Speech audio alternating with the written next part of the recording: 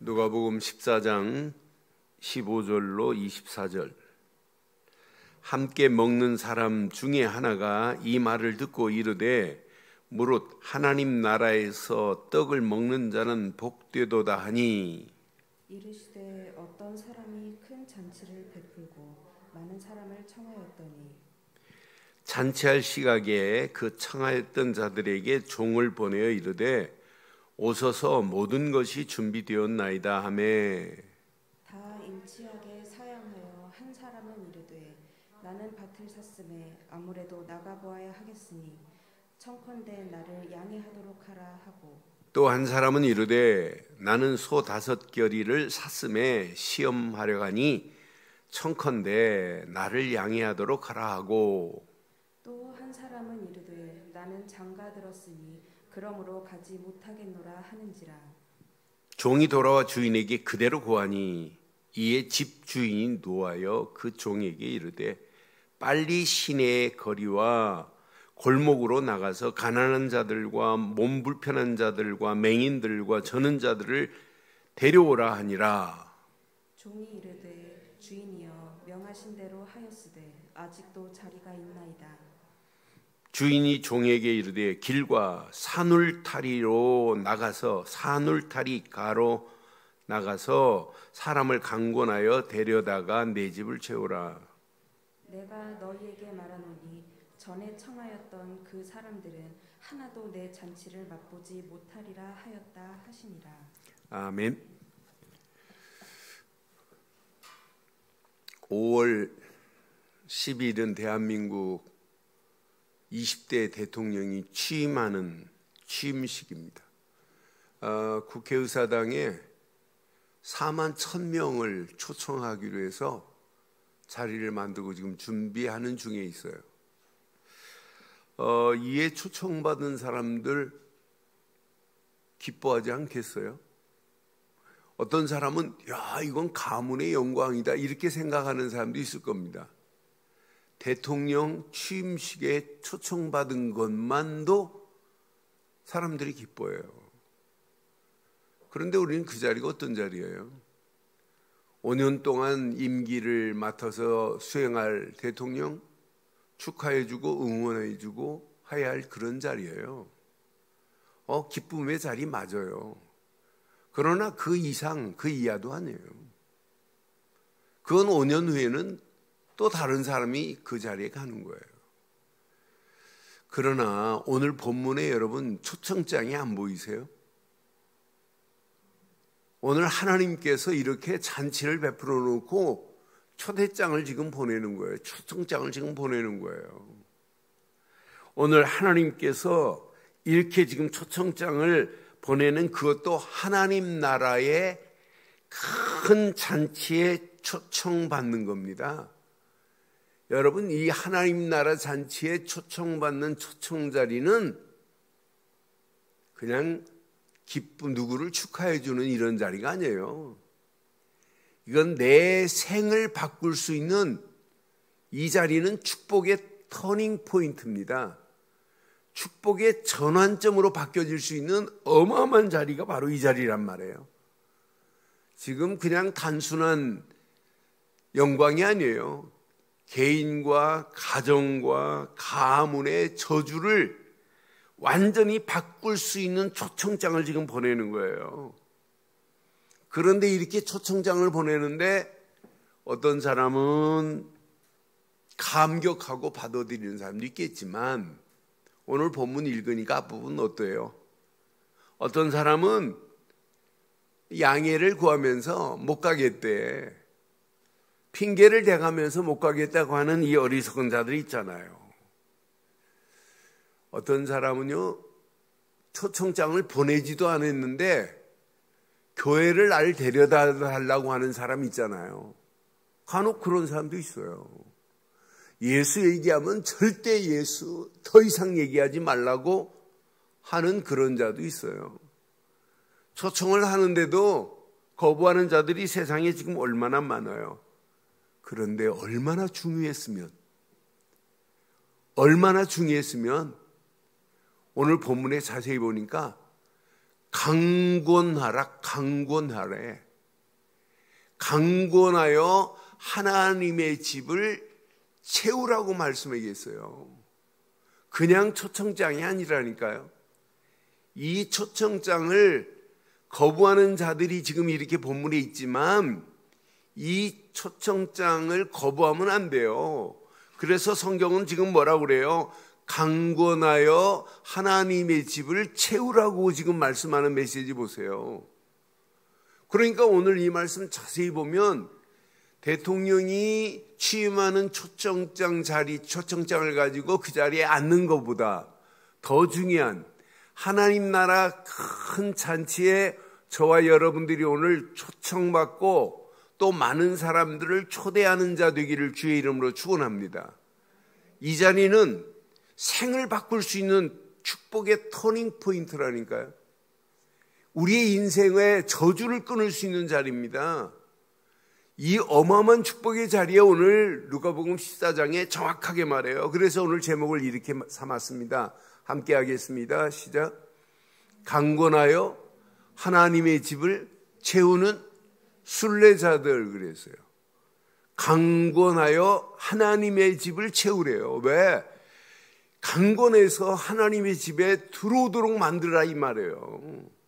하나님의 집을 채우라 이 말은 여러분 교회도 되겠지만은 더 중요한 것은 하나님 품속으로 들어올 수 있도록 만들으라는 거예요. 하나님을 바로 알리는 일에 쓰임 받으라 이 말이에요. 지금 많은 사람들이 하나님이 보내신 초청장의 의미를 잘 몰라요. 교회가 오늘 이 사명을 감당 못하면 앞으로 큰일 납니다. 그래서 저는 강건하여 하나님의 집을 채우는 순례자로 우리의 발걸음을 뗀다면 어떤 역사가 일어날까? 오늘 하나님께서 지금 보내신 초청장입니다. 오늘 15절 한번 확인해 봐요. 15절 보니까 오늘 이 자리가 어떤 자리인가 봐요. 함께 먹는 사람 중에 하나가 이 말을 듣고 이르되 무릇 하나님 나라에서 떡을 먹는 자는 뭐하다고요? 여러분 어디서 떡을 먹여야 돼요? 하나님 나라에서 떡을 먹는 자 되기를 주의 이름으로 부탁합니다. 우리 인생은 하나님 나라에서 떡을 먹고 사는 게 우리 인생 되어야 됩니다. 하나님 나라에서 떡을 먹는 자는 복되도다 이렇게 지금 말씀하시잖아요. 그러면서 봐요. 그 잔치가 어떤 잔치인지 16절에 보니까 어떤 사람이 큰 잔치를 베풀고 많은 사람을 청하였더니 그래요.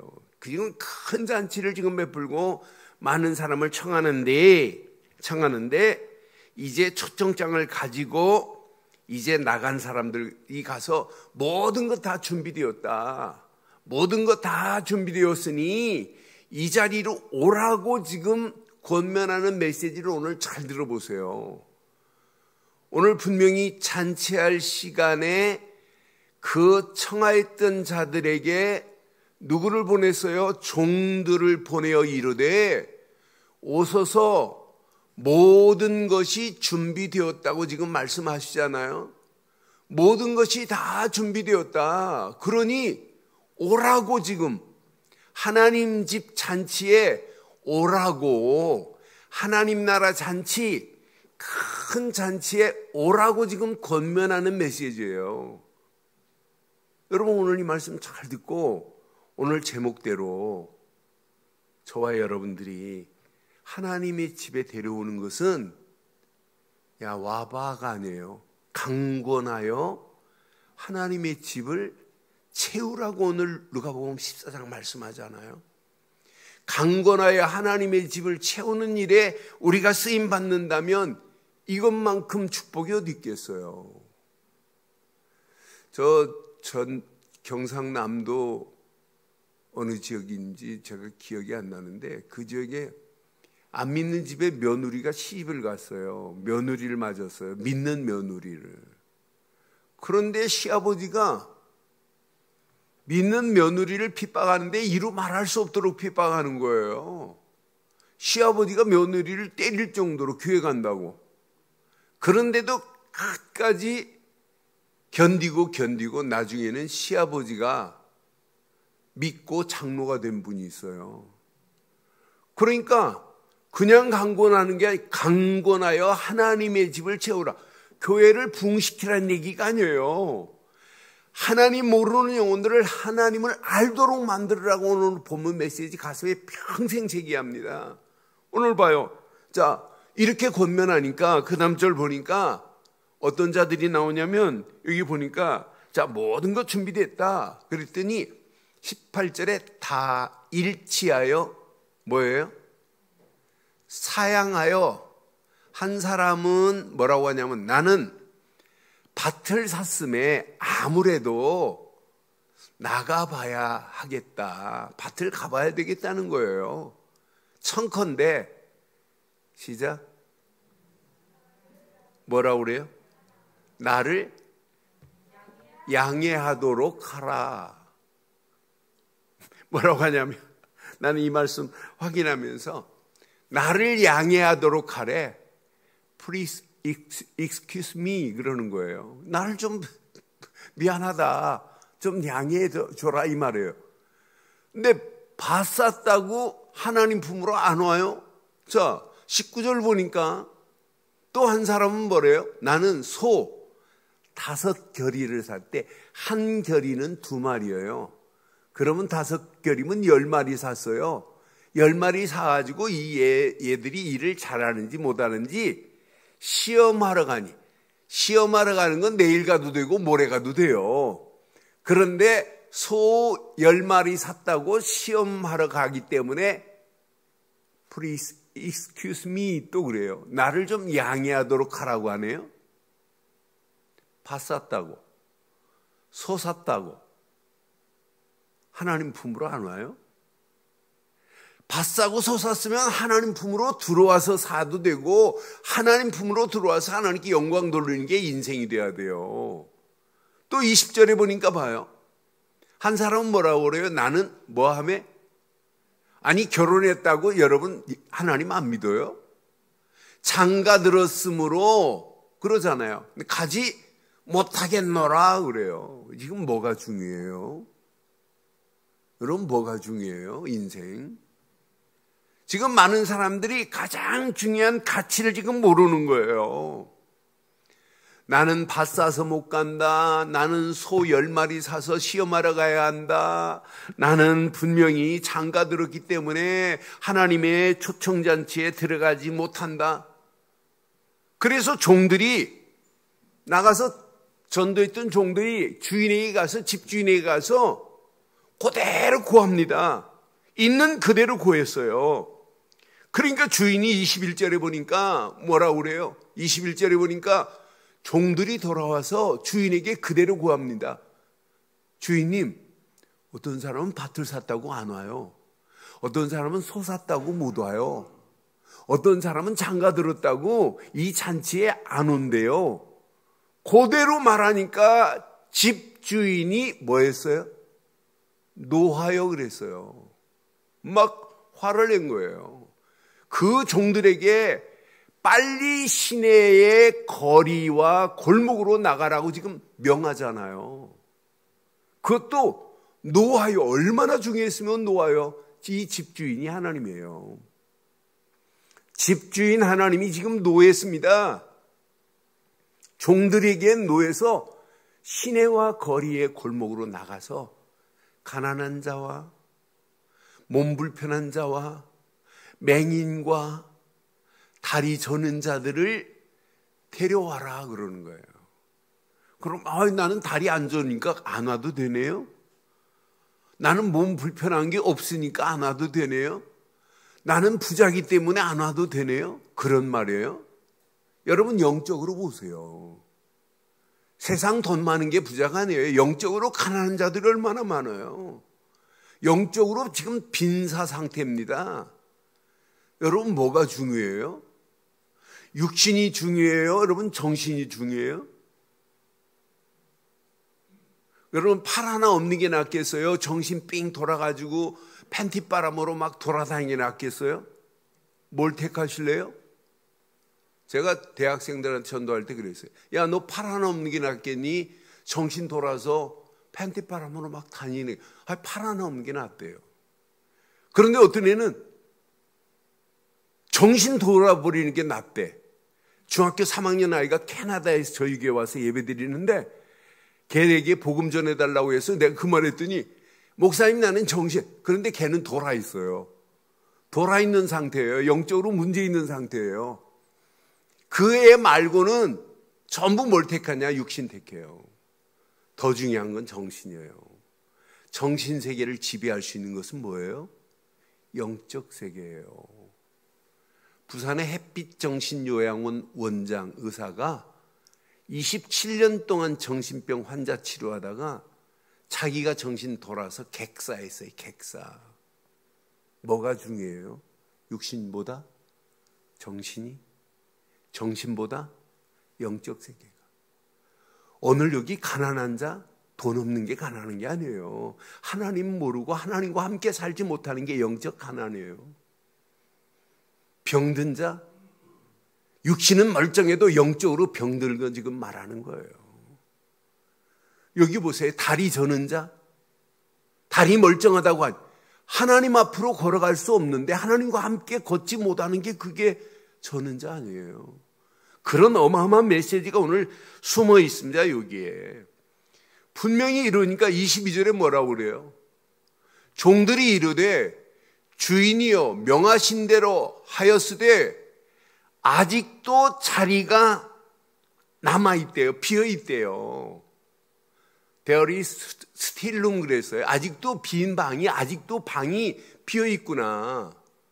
그들을 데려왔는데도 아직도 빈자리가 있다 이 말이에요. 이때 하신 말씀이 오늘 23절 봐봐요. 자, 주인이 종들에게 말합니다. 길과 산울타리 가로가 뭐예요? 산울타리 밖에 나가라는 얘기예요. 밖에. 살아있는 울타리에 이 바운다리 안에 있어야 돼요. 리빙 펜스 안에 있어야 이게 인생이 행복한 거예요. 하나님이 울타리를 쳐준 살아있는 울타리 속에 있어야 인생이 행복하지, 펜스 밖에는 그건 죽음이나 마찬가지입니다. 사망입니다. 산울타리 가로 나가서 사람을 뭐래요? 그냥 데려오는 게 아니에요. 강권하여 데려다가 내 집을 뭐 하래요? 채우라 그랬어요. 저는 강권이라는 단어를 확인하면서 원래 강권이라는 말은 헬란말로 시네코입니다. 시네코. 그런데 쉰이라는 단어하고 에코라는 단어가 합성어로 돼가지고 시네코라고 그래요. 그럼 이 뜻은 뭐냐? 쉰이라는 전치사는 함께라는 단어예요. 에코라고 하는 이 단어는 붙잡는 자, 붙잡힌 자라는 뜻이에요. 그러니까 하나님과 함께 붙잡혀 살도록 만드는 게 강권이에요. 여러분, 우리말로 강권은 뭐예요? 가면 안 돼. 너 가면 큰일 나. 강력하게 권하는 걸 강권이라고 하잖아요. 그런데 하나님 품으로 들어오게 만드는 것은 여러분 강권하래. 그래서 원어를 자세히 확인해 보면 체포하다라는 뜻이 있어요. 붙잡히다라고 하는 뜻도 있지만은 체포하다. 그런데 영적으로 더 순한 의미는 결합하다라는 의미가 있어요. 우리 인생은 하나님과 결합하여 사는 것이 최고로 행복합니다. 행복합니다. 하나님 없는 인생이 아무리 부자가 되면 뭐 하겠냔 말이에요. 하나님 없이 성공하면 그게 성공입니까? 성공 아니에요. 저는 제 인생에 제가 하나님을 바로 알고 하나님을 전하는 일에 내가 쓰임받고 있다는 자체가 너무너무 행복한 거예요. 제가 한번 얘기한 적이 있잖아요. 저 고등학교 때 우리 사돈 때문에 난 많이 혼났어요. 고등학교 때 공부 안 한다고 하면 성적표 받을 때마다 우리 어머니 뭐라고 하냐면 네 사돈 봐라. 서울대학 들어갔지 않냐. 우리 사돈이 서울대 대학을 다닐 때 방학 때 오면 티사스에다가 꼭 뭐 서울대 배지 달고 다녀요. 자랑 실컷 했어요. 그런데 세월 지나고 제가 군대 갔다가 휴가 와가지고 터미널 정류소에 있는데 어디서 많이 본 사람이 머리는 막 이렇게 기르고 얼굴도 식지 않고 신문지 깔고 앉아 있어요.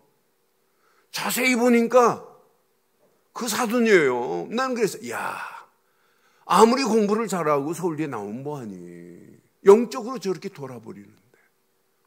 여러분 앞으로 보세요. 이따 3부 예배 때 말하려고 그래요. 지금 전 세계가 영적 대혼란의 시대입니다. 3단체가 지배하고 있지. 4차 산업혁명이 본격화되면 앞으로 10년 내에 직업군 750만 개가 무너지는데 여러분 어떻게 살래요? 여러분 눈으로 보고 있잖아요. 은행 막 지금 문 닫고 있는 거 여러분 보고 있잖아요. 앞으로 어떤 시대 오는지 보세요. 대영적 혼란 시대, 영적 질병 시대, 총체적 이기주의 시대, 비대면으로 말미암아 이제 다른 사람하고 소통 못하는 시대 와요. 이렇게 심각한 시대 어떻게 이기실래요? 하나님 없이 어떻게 우리가 행복을 찾을 수 있냔 말이에요. 오늘 메시지 너무너무 중요해요. 강권하여 하나님의 집을 채우라는 거예요. 분명히 어떤 사람은 이걸 가지고 교회 부흥을 가지고, 교회 부흥이 지금 중요한 게 아니에요.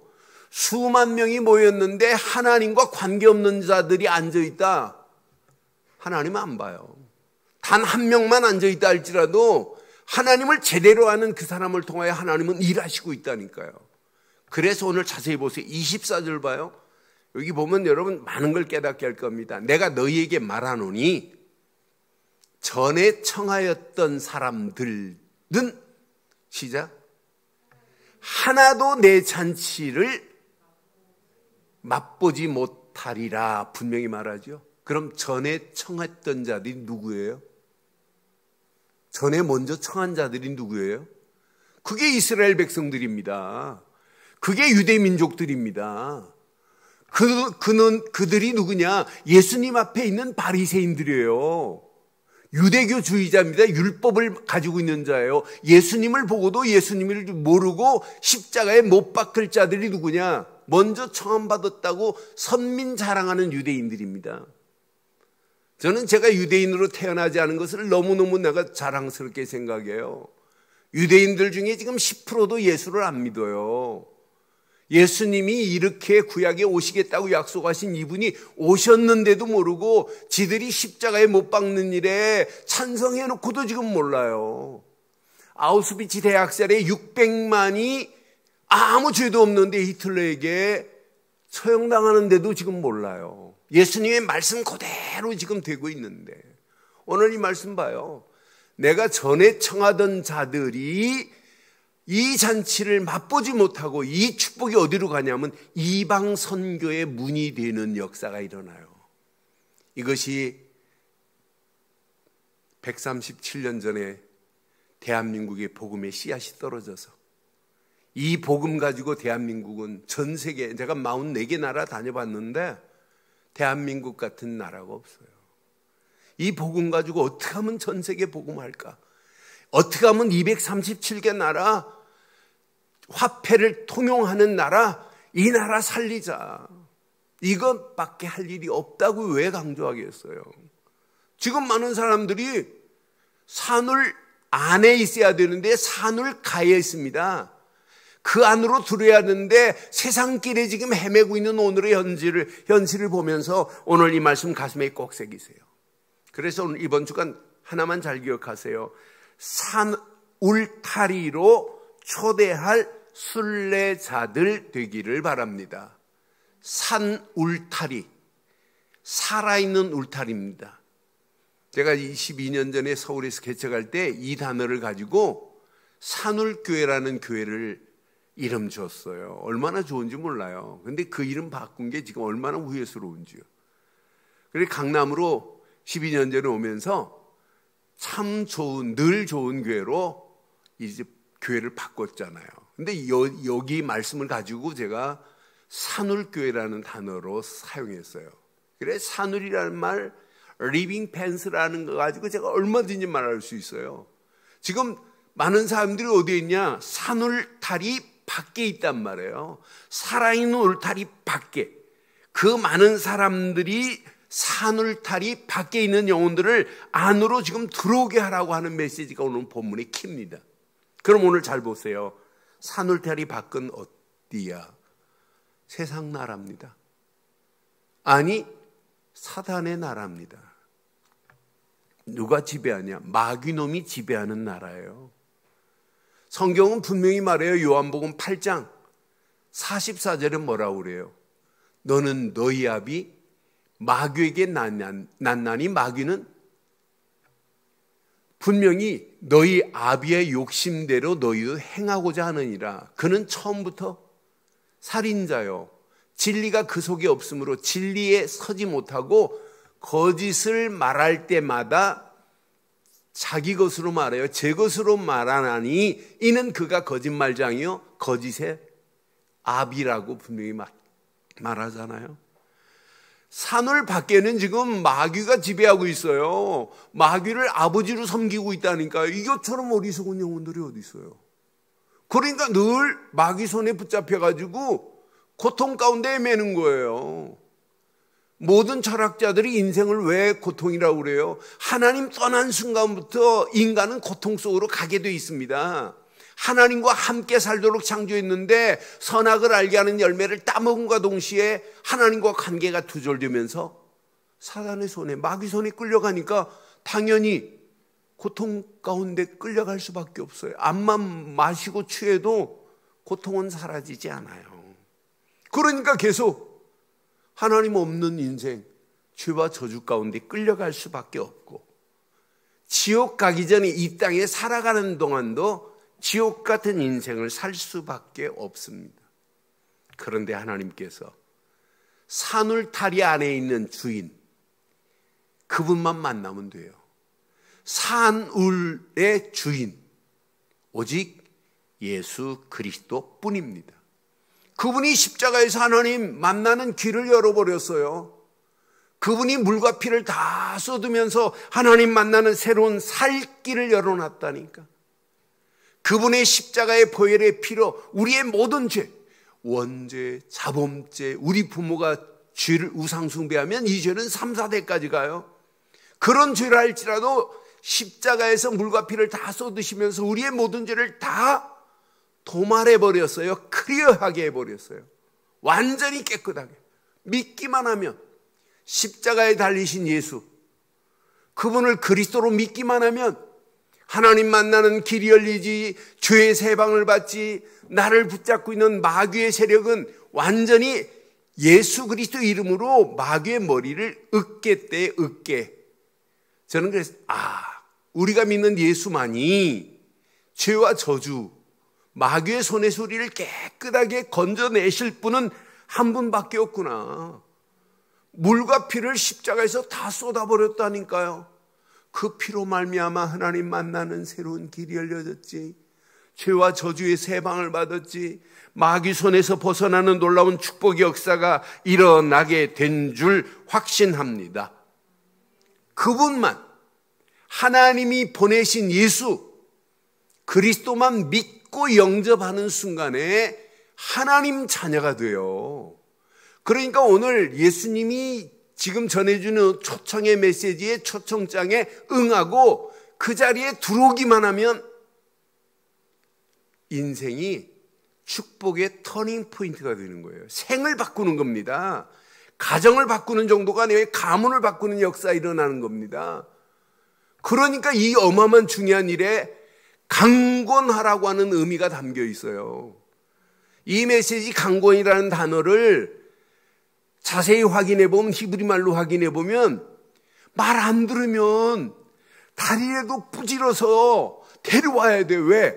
영혼이 죽는 길로 가기 때문에가 속해 있어요. 강권이라는 단어가 어마어마한 단어입니다. 이건 살고 죽고가 이 안에 다 들어있어요. 오늘 이 말씀 여러분 잘 기억하세요. 강권하여 하나님의 집을 채우래. 강권하여 교회를 부흥시키는 일에 쓰임받, 그런 얘기가 아니고 하나님 품으로 돌아오게 하라고 하는 오늘 이 메시지 보세요. 누구만 믿으면, 예수를 그리스도로 믿고 영접하기만 하면 하나님 나라 잔치가 어디서부터 일어나냐? 내 안에서부터 일어나기 시작하는 거예요. 예수를 그리스도로 믿기만 하면 여러분 집이 하나님 나라 잔치가 배설되는 겁니다. 이 어마어마한 축복이 열려지는 거 아니에요. 평생 한 분만 붙잡으면 하나님이 계속해서 가는 길에 하나님 나라 잔치에 떡을 먹고 사는 거예요. 오늘 예수를 그리스도로 믿고 영접하기만 하면 성삼위 하나님이 함께 하시네. 예수를 그리스도로 믿기만 하면 보호자의 능력의 역사가 막 일어나네. 예수를 그리스도로 믿고 영접하기만 하면 하나님이 함께하는 생명력 넘치는 삶으로 인도받기 때문에 하나님의 은혜 안에서 기쁨과 즐거움만이 아니라 내 심령이 힐링이 되고 내 심령이 힐링만 되는 것이 아니라 성화되는 역사가 일어나는 거 아니에요. 내가 오늘 우리 초등학교 다니는 아이들 내 방에 2명 들어왔길래 공부 재밌냐 그랬더니 재밌는 건 재밌고 재미없는 건 재미없대. 한 아이는 말 안 해. 그래 내가 공부 네 힘으로 하면 힘들다. 그런데 하나님이 주신 지혜를 가지고 하면 공부 재밌다. 근데 공부 잘해야 된다. 왜? 세계복음 하려면 공부해야 된다. 네가 다른 애한테 예수 믿으라고 하면 너 공부 못하면 네나 잘해라 그런다. 그런데 하나님이 주시는 지혜 가지고 하면 얼마든지 잘할 수 있다. 그러고 나서 기도해 줬더니 꼬마들이 기도해 주셔서 감사합니다 하고 나가는데 얼마나 이쁘든지요. 여러분, 이 땅에 예수를 그리스도를 믿고 사는 것은 축복 중에 최고의 축복인 줄 확신합니다. 이 은혜를 누리면 누릴수록 영적인 눈이 열려져요. 내가 살아가는 동안 이 비밀을 모르는 영혼들에게 이걸 말해야 되겠구나. 그러니까 강권하여 순례자의 삶을 당연히 살 수밖에 없어요. 여러분 인생에 당연히 많은 사람들을 옳은 대로 인도하는 삶이 되기를 바랍니다. 예수를 진짜 믿고 나면 어떻게 하면 전도하고 어떻게 하면 선교할까? 삶의 목적과 방향이 달라지게 돼 있어요. 어떻게 하면 하나님께 영광을 돌릴까? 하나님께 영광 돌리는 일이 뭐냐? 전도하고 선교하는 일이 아니에요. 다니엘서 12장 3절 보세요. 뭐라고 그랬는지. 지혜 있는 자는 궁창의 빛과 같이 빛날 것이요 많은 사람을 시작 옳은 대로 돌아오게 하는 자는 별과 같이 영원토록 빛나는데 이게 스타 아닙니까? 그러니까 많은 사람들을 잘못된 길로 가는 영혼들, 산울가에 있는 영혼들을 산울 안으로 돌아오게 하는 자는 별과 같이 영원토록 빛날 거래요. 여러분 잘 기억하세요. 데살로니가전서 5장 2절로 4절 보니까 주의 날이 밤에 도둑같이 이를 줄 너희 자신이 자세히 알기 때문이라 그러죠. 3절을 보니까 그들이 평안하다 안전하다 할 그때에 임신한 여자에게 해산의 고통이 이름같이, 여러분 해산의 고통 해봤잖아요. 근데 시간 맞춰갖고 3시간 후에는 끝나겠구나. 맞아요? 진통이 내일 오겠구나. 그래도 오늘 땡겨올 수도 있고 그렇잖아요. 그걸 누가 측정해? 아무도 못해요. 똑같습니다. 지금 평안하다 안전하다 여러분 좋아하지 마세요. 언제 임할지 모릅니다. 멸망이 갑자기 그에게 이르리니 결코 피하지 못하리라 분명히 말해요. 4절 봐요. 형제들아, 여러분을 부르는 목소리가 똑같잖아요. 너희는 어둠에 있지 아니하매 그 날이 도둑같이 너희에게 임하지 못하리라. 빛의 자리에 있고 산울 안에 있는 자는 그 날이 언제 와도 아무 관계없어요. 그 날이 임하지 않아요. 피할 수 있는 유일한 길이 여기 있잖아요. 5절 6절 보니까 너희는 다 빛의 아들이요 낮의 아들이라 우리가 밤이나 어둠에 속하지 아니하나니. 이게 복 아니에요? 여러분 빛의 자녀로 살다 가시기를 주의 이름으로 축원합니다. 그러므로 우리는 다른 이들과 같이 자지 말고 오직 깨어서 정신을 차릴지니라. 7절 8절 보니까 자는 자들은 밤에 자고 취하는 자들은 밤에 취하되 8절 우리는 낮에 속하였으니 정신을 차리고 믿음과 사랑의 호심경을 붙이고 구원의 소망의 투구를 쓰고 한 주간 사시기를 주의 이름으로 축원합니다. 이 땅에 살아갈 이유, 이사야서 49장 6절 보세요. 분명히 말합니다. 자, 많은 이스라엘 중에 보존된 자를 돌아오게 하는 것은 어려운 일이 아니래요. 매우 쉬운 일이라고 지금 말해요. 내가 또 너를 이방의 빛으로 삼아 나의 구원을 베풀어서 어디까지 이르게 하신다고요? 땅끝까지 이르게 하리라. 분명히 말씀해요. 평생 할 일이 뭐밖에 없냐? 진짜 믿는 자는 전도요, 선교뿐이구나. 이거 자녀들에게 여러분 제대로 전달해 보세요. 이게 가문의 영광입니다. 복음의 명문 가문이 되는 거예요. 여러분, 전도와 선교를 위한 명문 가문이 진짜 가문이에요. 여러분, 이거 제대로 깨달으면 신앙의 명문 가문이 되는 게 이게 축복 아니에요? 여러분, 교회 그냥 예배당 앉아가지고 의자만 따뜻하게 떠나는 벤치 워먼들 되지 마시고요. 진짜 제대로 믿으세요. 진짜 예수를 그리스도로만 믿으면 하나님이 다른 거 하면 너 목사니? 너 장로야? 집사? 이거 안 봐요. 너 진짜 예수를 그리스도로 믿니? 너 하나님 품에 들어온 자 맞니? 살아있는 울타리 안에 거하는 자 맞니? 이걸 지금 묻는 거예요. 여러분 어디 안에 거하세요? 지금 어디 안에 계세요?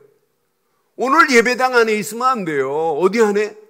예수 그리스도 안에만이 살아있는 울타리라. 그 안에 거하는 것이 최고의 행복인 줄 확신합니다. 그런데 정말 중요한 게 있어요. 진짜 중요한 게. 지금까지 말씀드린 것, 이건 놓치면 지금까지 말씀드린 거 안만 붙잡을래도 붙잡을 수가 없어요. 교회입니다. 교회. 저는 확신해요. 전도, 선교, 세계복음화, 237, 5천족 살리자 아무리 해도 교회가 마지막 미션 중에 미션이에요. 왜? 교회는 예배를 통해서 다시 살리는 역사가 교회밖에 없어요. 저는 지난 주간에 페루 신학교 신학생들 한 80명 줌으로 예배학을 강의하면서 지금까지 예배를 늘 드리고 또 복음 안에서 예배학을 다시 정리해서 강의하고 났더니 예배가 너무 중요하구나. 예배는 복음을 복음답게 열매 맺게 하는 게 예배 시간이구나. 예배는 말씀의 능력의 역사가 열매로 나타나도록 돕는 게 예배구나. 그래서 예배만큼 축복이 어디 있어요? 예배는 어떤 면에 우리의 심령을 수혈하는 시간이에요. 피가 부족하다 그러면 피를 수혈받아야 되는 거 아니에요? 수혈받는 시간입니다.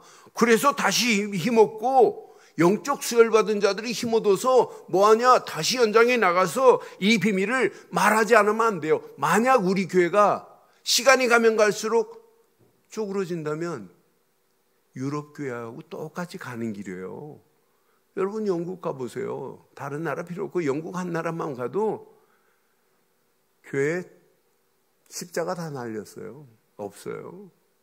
레스토랑은 바뀌고 심지어는 서커스 공연단으로 바뀌고 엉망입니다. 이 정도로 지금 낙후되고 있어요. 다 무너지는 가운데 있어요. 그런 가운데 오늘 강권하여 하나님의 집을 채우는 이 말씀 앞에 결론을 내리겠어요. 결론. 초청장을 전달할 순례자들 되기를 바랍니다. 그럼 목사님 아니 안 되는데요, 못 하는데요. 그래서 우리는 힘이 필요해요. 오직 그리스도의 힘으로만 하세요. 내 힘으로 하지 말고 오직 말씀의 길만 따라가 보세요. 하나님 강건하여 하나님의 집을 채우라고 말씀하신 그 말씀 앞에 로드맵으로 삼고 따라가 보세요. 하나님이 어떻게 하시는지.